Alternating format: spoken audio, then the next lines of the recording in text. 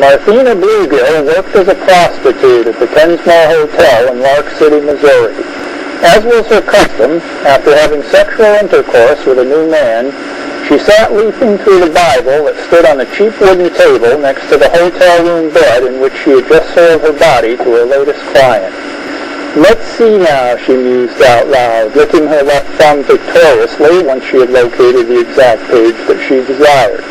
Here on page 788 it says, and I quote, "The vessel of the human body may be used for any purpose whatsoever in the quest for earthly gratification, whether that be for economic gain or sheer wanton pleasure." End of quote. Then, after having read these glorious words aloud to herself again, she settled back onto the lumpy, though somewhat comfortable hotel bed, whereupon she dug the index finger and middle finger of her right hand in tandem into her womb for the sake of eliciting yet another round of physically based pleasure. Later that evening, after having led another 2 middle-aged married men to arousal separately, Miss Marthena plunked herself into one of the hotel's therapeutic warm water tubs and poked herself into a frenzy of ecstasy once more. "I'm beginning to like this place," she chuckled softly as she splashed herself into a state of personal cleanliness while she entertained the filthiest thoughts humanly imaginable. After she had toweled herself completely dry, emphasizing her breast area most particularly the whole time, Miss Bluegill supped over at the hotel restaurant. When her repast of lobster and oyster meats, along with garden vegetables and apple cream pie, had been summarily devoured, she strolled over to the Hotel Baltimore in Kansas City, twirling her parasol as she strutted about like a high-class society lady. When she arrived at the Hotel Baltimore, she selected a table over near the main dance floor of the place. Inviting the daughter of a prominent Kansas City cattle baron to her table, Marthena asked the girl, "So where can we find ourselves a pair of rich husbands so that we can live out the rest of our lives in luxury, Shana?" "I hear tell that there are some fine young gentlemen making the rounds out in Dodge City, Kansas," answered Miss Shana. "Does that strike your fancy, Marthena?" "I'm not so keen on the younger gents, Shana," said Miss Bluegill with a smirk. "It's their daddy's uncles who are loaded with the moolah, my dear." "But I'm too young to marry an older man, Marty," pouted Miss Shana. "I've yet to sow my wild oats, if you catch my meaning." "Don't be a mooncalf, Shana, darling," retorted the cynical blue stocking. "Sowing one's oats isn't all that one might imagine it to be, sweetie pie. I'll have to ask you to trust me on this point. I know it from personal experience, let's say. Oats can be sown at any time, but money, now that's a thing that will last you a lifetime."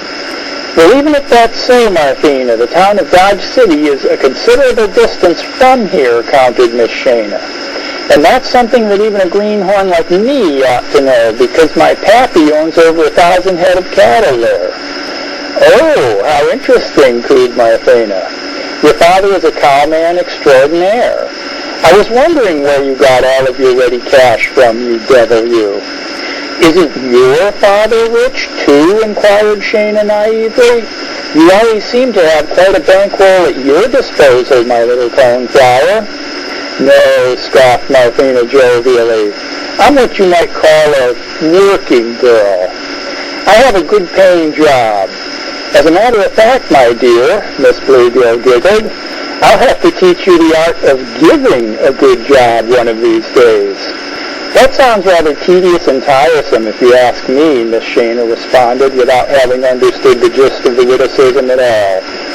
"That depends on who the client is and how much money he makes each month," snickered Marthena, milking the overhead joke for whatever it was worth.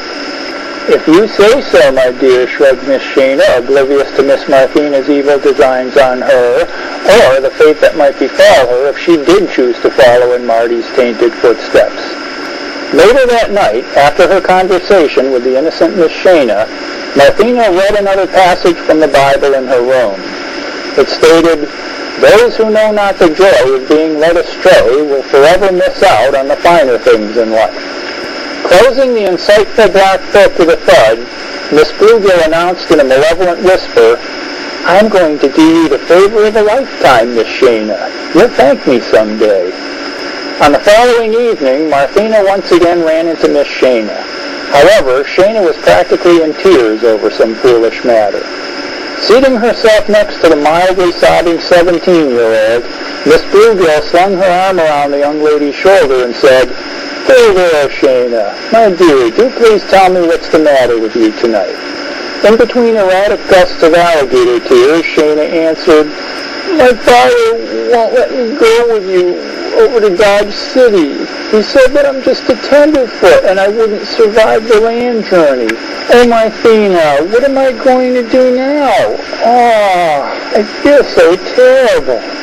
"Well," replied Marthena craftily, "we'll soon see about this." Releasing her young friend from the half-embrace in which she had been held, Miss Bluegill stated bluntly to Miss Shana, "You just leave the details of the excursion to me, my love. I'll see to it that justice gets done in this matter. Mark my words." That night, while she was alone in her hotel room out in Lark City, Miss Marthena read aloud yet another passage from the Gideon Bible. It went as follows: "Those who interfere with the lascivious desires of the living must soon end up amongst the dead." At around 6 o'clock in the morning on the following day, Miss Shana's father was out riding with a few of his ranch hands at the base of Lee's Summit when a huge stone came tumbling down the side of the mountain, crushing him to death instantly. A week later, after her father's funeral, Miss Shana was invited by Marthena Bluegill to trek over to Dodge City, Kansas with her for a much-needed vacation. "The change of scenery will do you some good, Shana," remarked Miss Marthena quaintly.